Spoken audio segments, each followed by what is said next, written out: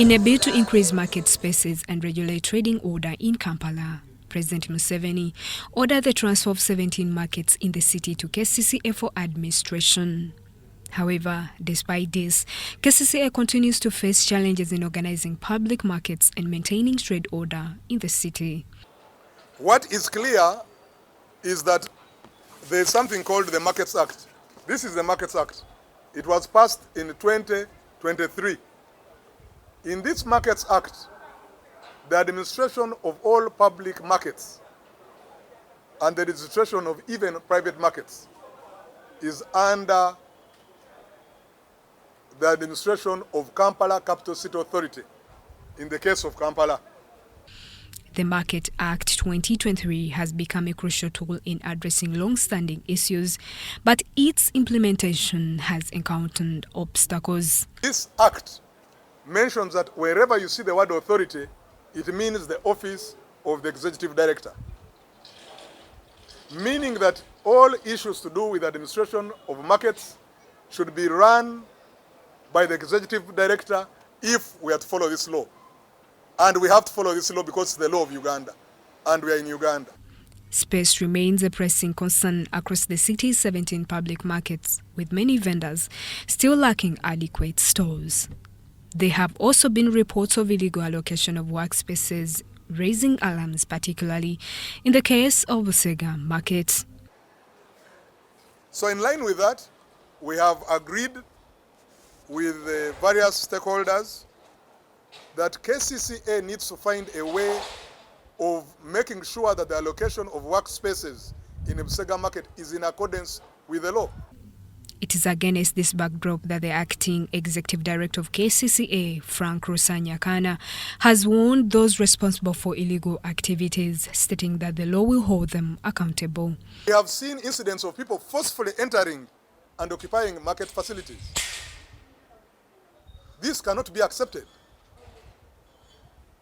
And this will not be tolerated. We shall use the police and all law enforcement agencies to ensure that public markets that were made for poor people are not forcefully taken by people who are never targeted to be beneficiaries of these markets. To enhance transparency, KCCA is establishing allocation committees in all markets to ensure workspaces are distributed according to the law. The acting executive director emphasized that the allocation process must be strictly adhered to in order to prevent exploitation of internet beneficiaries. Allocation committees have been constituted, and for those where they have not yet been constituted, they are going to be constituted in consultation with key stakeholders.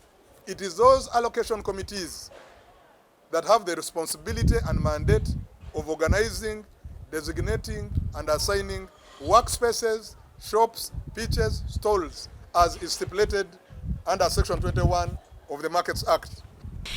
With the festive season approaching, KCCA has taken additional measures to manage increased street vending activity. The authority has designated Luwuum Street and Namirembe Road as non-motorized zones designated for street vending from 5 p.m. to 6 a.m. until January 5th, 2025. After this date, vendors will be warned against returning to unauthorized street vending. We have temporarily designated Luwuum Street and Namirembe Road, which are non-motorized transport corridor, for street vending strictly between 5 p.m. and 6 a.m. the following morning. We think that Luwuum Street and Namirembe Road, which are non-motorized, can be utilized by our people to do their business between 5 p.m. and 6 a.m. That should be helpful. That can be a window. It will not be a permanent one, but it can be a window for the festive season. But we cannot have our streets full of vendors. Otherwise, we'll have accidents. We'll have a city that is not comfortable to operate in. This intervention shall be operational until 5th January, after which no vendor will be permitted on the streets. KCCA has vowed to enforce the Market Act 2023 to the letter. Vendors and traders are urged to comply as the authority continues to address the underlying challenges in Kampala's markets. Justine Nakami, Faith, Cayenne. UBC News.